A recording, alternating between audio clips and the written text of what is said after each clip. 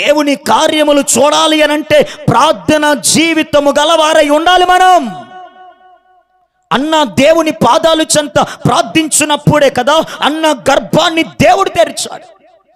ఇదిగో యాజక ధర్మము చొప్పున దేవుని మందిరమునకు వెళ్ళి ధూపం వేస్తూ ఉండగా ఒక దూత వచ్చి మాట్లాడుతూ జకర్యాతో అంటుంది, ఇదిగో జకర్యా, భయపడకు, నీ ప్రార్థన వినబడినది అని మాట్లాడుతూ ఉంది. అంటే జకర్యా ఏమి కలిగినవాడు?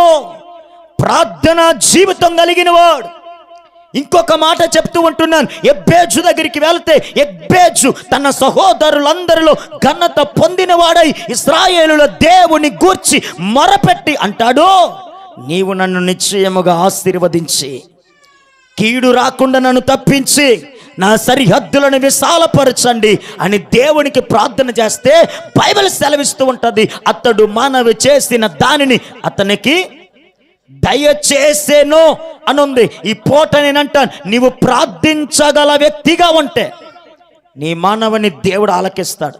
ప్రార్థించగలిగిన వ్యక్తిగా ఉంటే నీ ప్రార్థనను దేవుడు అంగీకరిస్తాడు.